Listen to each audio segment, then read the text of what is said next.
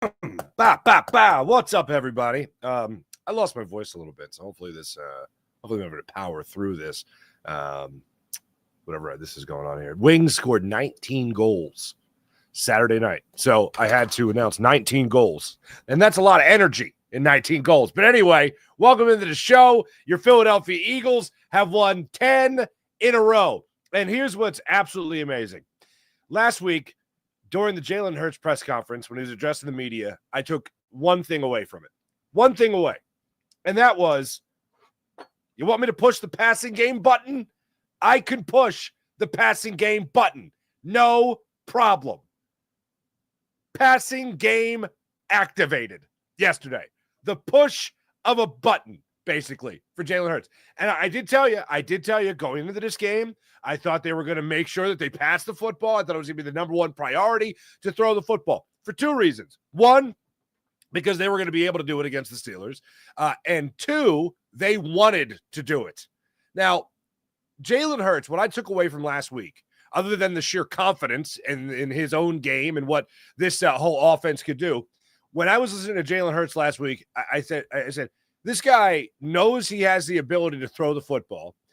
Now, for two reasons. One, mainly because they don't do it anymore. They don't throw the football. They fewest pass attempts in the NFL, as we all know by now. That, and he has the most dominant force in the entire NFL of Saquon Barkley running behind this offensive line. So he doesn't feel the need to have to throw the football because they are going to win games on the ground. Yesterday, for me, changed nothing as far as confidence in this football team and their chance of making it to a Super Bowl, winning a Super Bowl. The difference between most people, the biggest thing to disagree on after this is you either knew that the Eagles were capable of doing what they did yesterday, 290 yards in the air through their quarterback, another 2-touchdown game, another 3-touchdown game when you factor in the tush-push touchdown he had as well, 2 receivers over 1,000 yards in A.J. Brown and Devontae Smith like it was nothing. You either knew that game could happen yesterday or you thought it could never happen. I knew yesterday's game could happen. I knew the Eagles, and I've known this whole time, and I've said it each and every week, that the Eagles are capable of doing this. And when I listened to Jalen Hurts last week talk about what the passing game was capable of, but hey, we need to run the football, so we're going to win by running the football. It doesn't always look pretty, as some might say, but in Jalen Hurts' words, you look at this offense and you realize how dominant they could be when running the football. If that's the most dominant you could be, then you be that. And when they talk about how it might not look pretty, when they talk about how the people might doubt you, he's just like, since when do people not like winning? 9 wins in a row going to that press conference last week. 9 wins in a row. And still people are like, oh, the quarterback sucks. You know how hard it is in the NFL to win 9 in a row? Do you know how difficult it is in the NFL to have 3 consecutive 10-2 starts to a season? And you want to tell me that your quarterback sucks? That doesn't happen for 3 consecutive years if your quarterback sucks. And then to now set a franchise record of 10 wins in a row, to now be 11-2 and have the same record as the Detroit Lions, but they hold the conference tiebreak. And for people to think a quarterback sucks, that doesn't add up to me. Fortunately, I've never bought into the idea of Jalen Hurts sucking. I've always thought he's a pretty damn good quarterback. Oh, and how often has he been in the MVP running? That's a lot, isn't it? Yeah. So, yeah, he doesn't suck. So I think the big difference for a lot of people is you either knew that kind of game could happen yesterday or you greatly doubted it to the point of thinking it could never happen. I loved what I saw from the Eagles yesterday. And the idea of a quarterback more or less announcing, we'll shift into whatever we need to be to win. And for yesterday's game, for you to shift into a damn near perfect start to the game, 158.3 passer rating, I believe, in the first half, and then just to continue to be able to throw the football, yeah, it's pretty special. To get AJ his touches, to get Devontae his touches, hell, to get Kenny Gainwell involved in it all, which was a little scary. And I like Kenny Gainwell and all, but I don't want him to be the number one running back. I don't know what was going on with Saquon Barkley during the game. After the game, let me cut to this. After the game, Saquon Barkley said he did not suffer the injury. He didn't use the word injury, but he said just a little something, nothing serious. Going to get back to work. He said didn't suffer it on the hit. Or I believe it was Mika Fitzpatrick coming in and taking his legs out and hitting him on the knee, and he goes down on his shoulder. You can see him on the sidelines there trying to stretch that leg out. When he was asked about it after the game, he says, just a little something, nothing worth bragging about, nothing to worry about. But it was concerning because when he was out of the game, all of a sudden the Steelers knew what was coming. But Kenny Gainwell rose to the occasion on a couple of plays, a couple of big third down conversions to help this Eagles team to the victory that they enjoyed yesterday. I loved what I saw, and Jalen Hurts, I thought, summed it up rather well after the game. Let me get right to it because this was enjoyable. So that's what y'all wanted to see, huh? Translate, are you not entertained? Are you not entertained? That's what I heard when Jalen opened his press conference yesterday. One of my concerns, as I said, going into this game, and we talked about it on Friday, was I didn't want the Eagles to overcorrect, meaning I didn't want them to force situations. I saw the Eagles, for the first time all year, look like they were prepared to play a football game.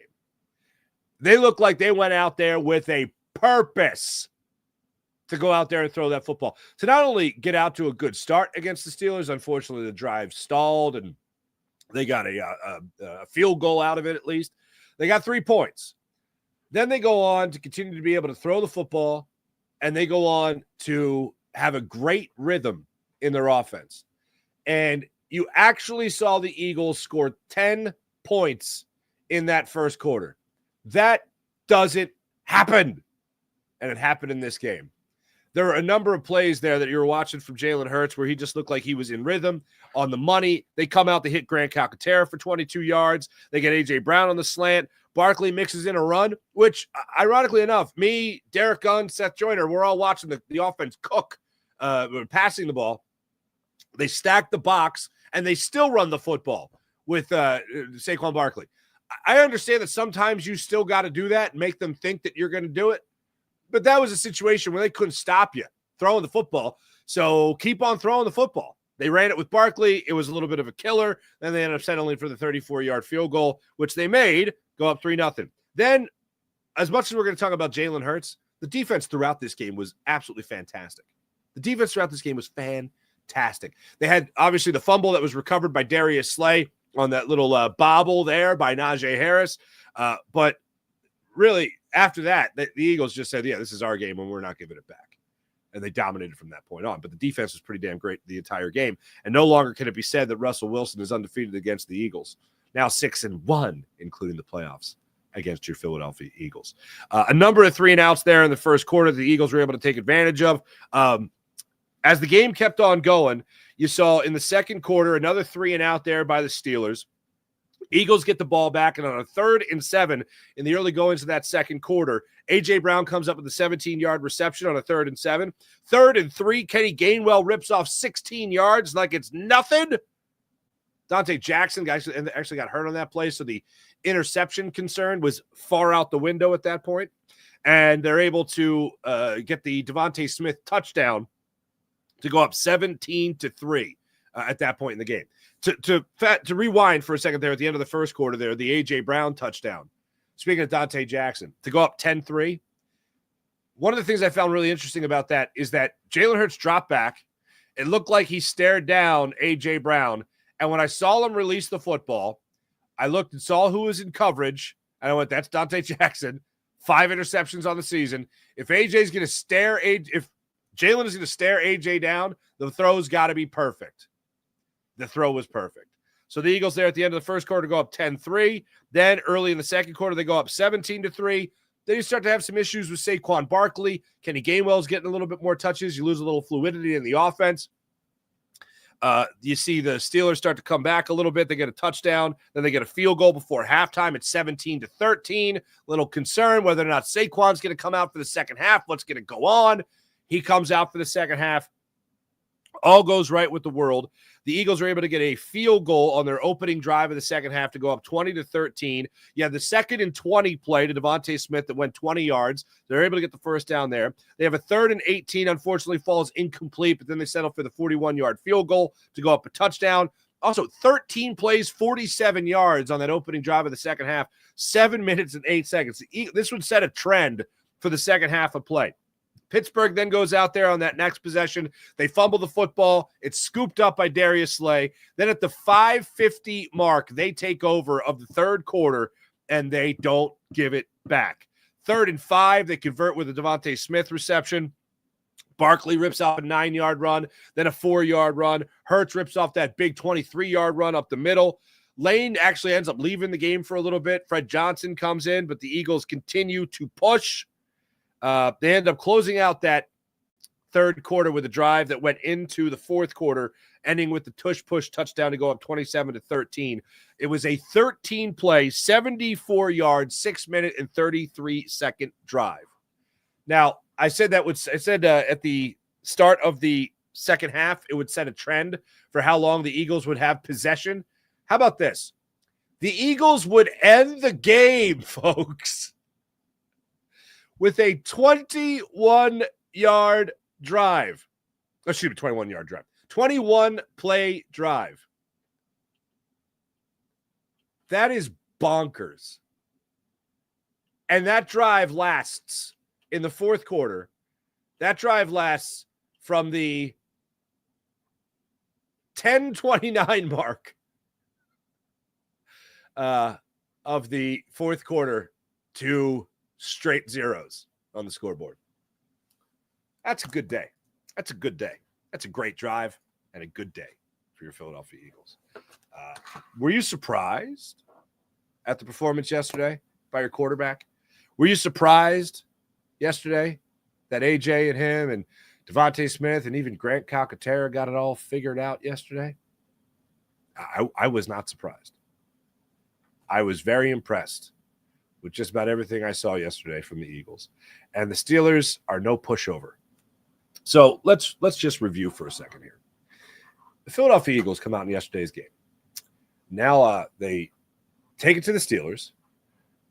They dominated, for the most part, their game against the Ravens, another team that was supposed to be a test for them, right? They dominated the Bengals, which I know a lot of, held them to 7. The most important thing about that Bengals game is, like, people looked at it and went, oh, yeah, these teams are similar. What's going to happen? Could the Eagles lose this game? And the most important thing is not that they beat the Bengals, because the Bengals obviously this year aren't exactly a great football team, but they held them to 17 points. They held that offense to 17 points. They went out there in the open of the season, I mentioned, against the Packers, and they handled their business against the Packers. These are 4 teams that you could be seeing in the playoffs, could be seeing in the Super Bowl. Ravens, Steelers, maybe. And they dominated these games. They dominated these games. And it came up again on the post-game show yesterday, and Seth actually mentioned it. I asked the question, who do you credit the most for the 10-game winning streak?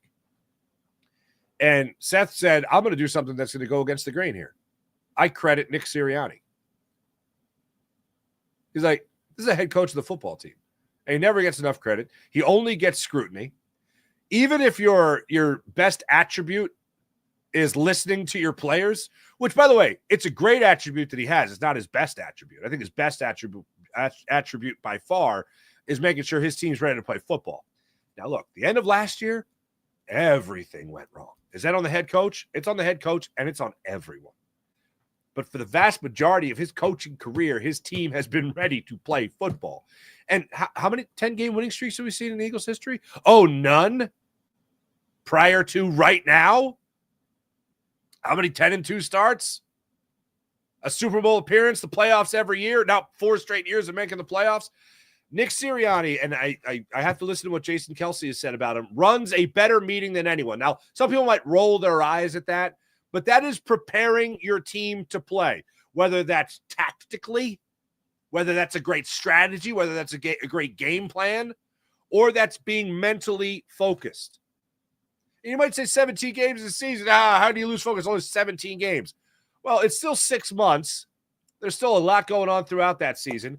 And whether you're the coach who has generated a distraction, somehow the team rallies around you, whether it's flower power from years ago or it's this year with jawing with fans. Or A.J. Brown. Hey, what's the problem with this team? Passing. Whatever it is, they find a way to rally around each other. They find a way to pull focus. And Nick Sirianni knows how to squash any bad blood. Having the two talk before team meeting. Lane Johnson, by the way, said he wasn't there, just to note that. Unfortunately, he had a funeral. Thoughts and prayers to Lane Johnson. But Nick Sirianni knows how to keep this team focused and keep this team on point. And 10 wins in a row now. 10 wins in a row.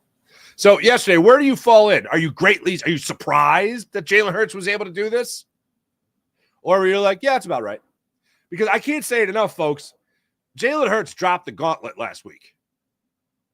When he got into the offense is going to look as Jalen Hurts wants it to look. We're going to do whatever it takes to win. Everyone was freaking out about, oh, they can't throw the football. Oh, no, they can. I don't think I've ever seen an athlete in Philadelphia. Like, you know what came to mind yesterday? This is what came to mind yesterday. And I'm not saying that Jalen is this person, but it just reminded me of. They would always tell Wilt Chamberlain. Now that I watch Wilt Chamberlain play, no, but I've certainly read a lot about him. I've watched documentaries on him and talked to people that watched him play. One of my favorite stories is that everyone told Wilt Chamberlain he couldn't pass. And he was a ball hog and whatever. So finally, one year he just decided to lead the league in passing. Or excuse me, in assists. And he did, because he could. People said he couldn't. He wanted to shut him up, so he did it. Watching the Eagles this season, I never doubted whether or not they could throw the football. I just knew that they had every ounce of confidence in, again, the most dominant force in all the NFL, which is Saquon Barkley running behind this offensive line. If you do that, you're going to win. Now, unfortunately, a week ago against the Panthers, that was taken to the nth degree. That was taken to an extreme because then all of a sudden, when you wanted to throw the football, your passing game was off. And make no mistake about it, one of the things that really pissed off A.J. Brown last week is they went up against one of the worst defenses in the NFL, and they struggled in their passing game. It's one thing if you're going to go up against a defense like the Steelers, for instance. You're going to go up against a defense like the Ravens, for instance, and you're going to struggle in the passing game. That you get. But the Panthers, you should have blown them out 48-10. Something crazy like that. And A.J. said as much. Hey, no disrespect to the Panthers. Should have blown them out. But they went into this game with the sole purpose of setting a tempo with the passing game, and they executed to damn near perfection. So that for me was just the Eagles and Jalen Hurts, more so than anybody, just pushing a button and said, activate offense, activate passing offense. After the game, Jalen Hurts, one more time, you heard him say, well, I think I have it. I have the full thing here. Here's his open one more time, as well as the first question about the passing game. So that's what y'all wanted to see, huh? Jalen, you said you'll figure this out. Is that what we saw tonight? We found a way to win the game. Did you come in thinking you were going to pass like that at the beginning of the game, or was it based on how they were playing? As we've said before, this, multiple ways to win, and that was kind of where we leaned today. We were able to find ways to make plays and execute and finish in the end zone and find a way to win. It's good complimentary football. There you go.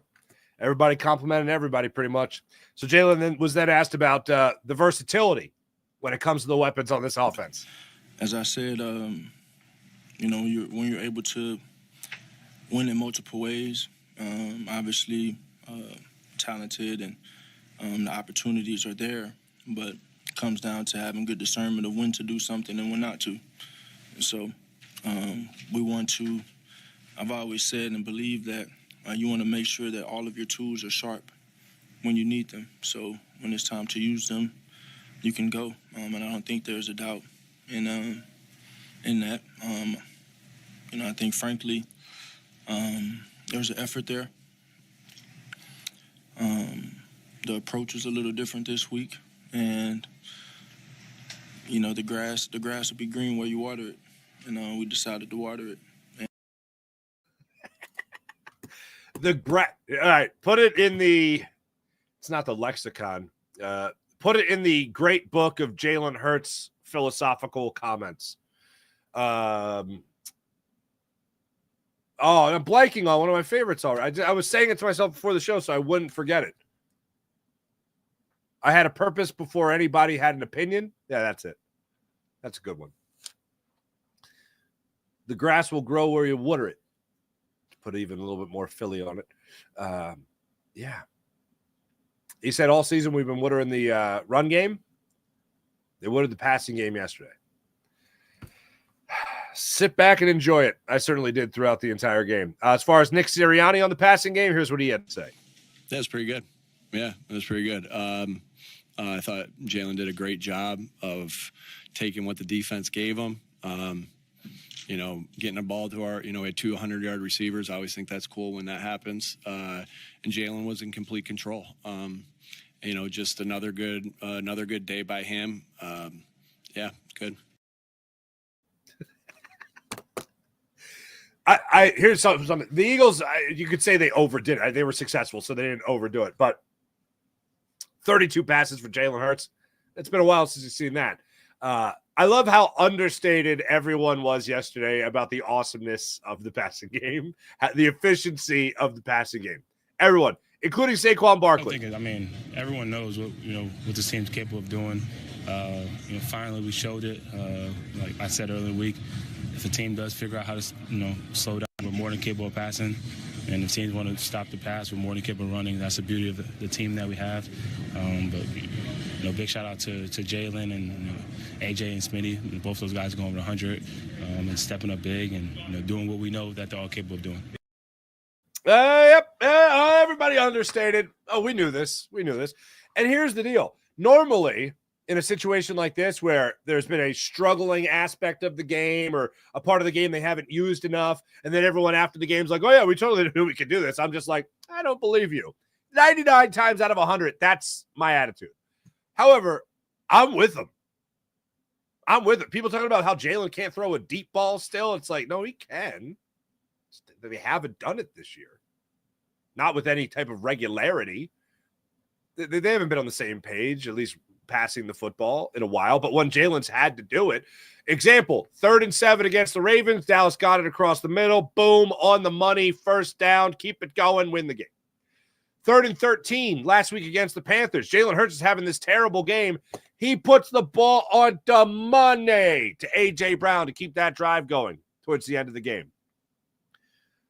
Throughout yesterday, Jalen was just dotting I's, man. Just dotting I's between the numbers in stride. Like I said, the touchdown pass to A.J. Brown, that throw was going to have to be perfect. And the throw was perfect. Devontae Smith, a number of times he hit perfectly. Really, it was a very impressive performance from Jalen Hurts, all in all. And when you look at just the final numbers for him, 125 passer rating is what he ended up coming away with. And in the first half, he finished with 153 with a 153 passer rating, 1 incompletion.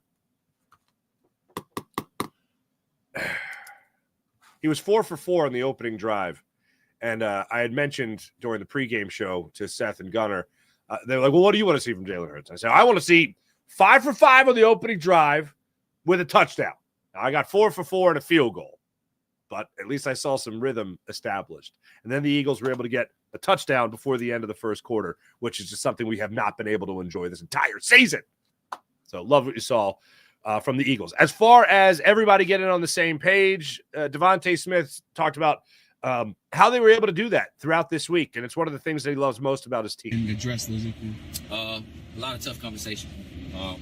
Have those uncomfortable conversations with each other. And I think that's why this team is so close, and that's what makes this team so good. Is everybody can have those uncomfortable conversations with each other, and nobody feels no type of way.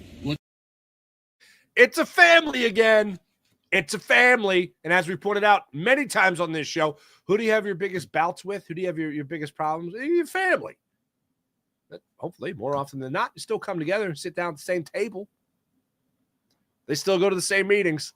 They're still after the same cause, which is winning a Super Bowl. There was one instance that did not look like a family-friendly affair, and that was Jalen Carter going crazy. And it was pretty insane. The Eagles were up 27-13. They're in the fourth quarter. They get a nice defensive stand. The Steelers decide to punt, which was a little surprising. They decide to punt, and on that punt, Jalen Carter gets into it and gets flagged. It's originally announced as an automatic first down in favor of the Steelers, and now all of a sudden they get a little shot of life. But fortunately, it was unnecessary roughness after the punt on that 4th and 7 with about 10:40 remaining in the fourth quarter, down 2 scores, and Jalen Carter does not end up costing a major possession to the Eagles. Eagles then never give the ball back, like I said. The total numbers on that drive, 21 plays, 88 yards, 10-29. That's insane. But after the game, or after the play, you could see Nick Sirianni going over to try to talk to Jalen Carter, and Clint Hurt, the defensive line coach, who's built like a brick you-know-what house, is like, I got it, Nick. Nick, I got it. Nick, I got it. I got it. It looked like Nick Sirianni wanted to give Jalen Carter a piece of his mind. Here is Nick Sirianni on that exchange. I'll never get into the conversations I have with players, but he made a play that is not part of our standard.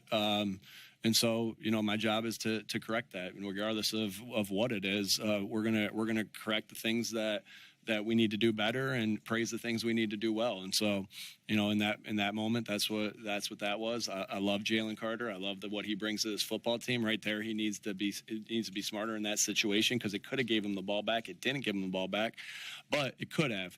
And so we're going to need to get better from that. And so that's what you do as a coach. And again, he played a good game, and I'll watch the game to see, how good of a game he played. But we need him to be better in that scenario and be the consistent player that he's been for the entire year. Look, I love that Clint Hurts stepped up for his player. Nick Sirianni having an issue with it. He had every right to have an issue with it. And by the way, Jalen Carter in yesterday's game, 91% of the snaps, 39 plays. Bond, Mitchell, Blankenship, Chauncey, Gardner-Johnson, all 4 players, 100% of the defensive snaps in yesterday's game. Nakobe Dean, Nolan Smith, 95%, Dean, 93%. That's the way that one shook out. Oh, Jalix Hunt, 40% of the snaps. Interesting. So that's the way it broke down defensively. But all in all, I love Nick Sirianni in that moment. I love Clint Hurt in that moment. Jalen Carter knows he needs to be better than that. I think he was half kidding, but one of the things Seth said on the postgame show was he was like, that can only be one thing. He said something about his mama. That can only be one thing. He had to have said something about his mama. This game got a little chippy. Oh, it got a little chippy. But the Eagles were right there to make sure that it never got out of hand in that regard. They just kept on dominating. Hey, let me tell you about the Game Time app. Download the Game Time app to your phone, create an account, use promo code Farzy, get $20 off your first purchase on the Game Time app. Want to go to the game, the concert, the comedy show? Download the Game Time app and use promo code Farzy for $20 off your first purchase. They got the Game Time Picks feature, which allows you to filter out the fluff, see the best seats for the best prices with the Game Time Picks feature on the Game Time app. They also have the all-in pricing feature. You toggle this feature, and you don't have to worry about sticker shock when you check out. You know exactly what you're paying before you check out. So download the Game Time app, create an account, use promo code Farzy, get $20 off your first purchase. How about PHL Sports Nation, Philadelphia Sports Nation, enhancing your Philadelphia sports fan experience across all social media and blogs? That's phlsportsnation.com. I want to make sure I get the chat check in here. Wine Niners Wine, what's going on? April, good morning. Sean Kilrain, what's going on? James Alexander, good morning. Farzy, victory over the Steelers, lost by the Lions. Let's go. Shavers, what's going on? Nobody is mentioning Dean hasn't missed a game. He is legit. The whole defense is legit. I agree. Let's bleep and go, says Hardcore for All. Controversy and broken finger just keep grinding regardless of critics. Hell yeah. Elliott was even good yesterday. Yeah, after 2 and 4 games where he struggled a little bit, nice to see him get back on track yesterday. Trying to rest Superman for a while. All right. Steelers played dirty. Luke, they did. They did. Deshae Shaver, yeah. Love Q defending Slay, absolutely. Izzy Hurst. Same fan base wanted Watson, Wentz, and Wilson. Anyone but Hurts, everyone lobbied for. Not me. Gainwell showed up. Hell yeah, he did. Deshae Shavers, 21 plays, 88 yards. There was a couple of plays that were taken off due to penalty for no play, but yeah, officially 21 plays. At that final drive. I don't think ever seen that before. I can remember an 18-play drive, and there's been a couple of them, but the 18-play drive by Vince Young at the Meadowlands, that was out of nowhere. What's going on? Matthew, what's going on? Bro, chill. He had one good passing game. No, he's had many, which is why he's been in the MVP conversation in his career, which is pretty damn good. Don't like the attitude. I love the attitude. If you could back up arrogance, then that's called confidence. Big win last night, absolutely. Clint on Nick, just playing good cop, bad cop. That's funny. Fangio's a godsend, yeah. Folks, that's the show. Thanks for watching. Thanks for listening. I'll be on Fox 29 coming up at 7:45 this morning. Have a great rest of your day. My name is Mark Farzetta. Like and subscribe to the Farzy Show. Be back with you guys tonight for Sixers postcast. We'll get into all that's going on with the Sixers, unfortunately. Yeah, that's tonight. See you then.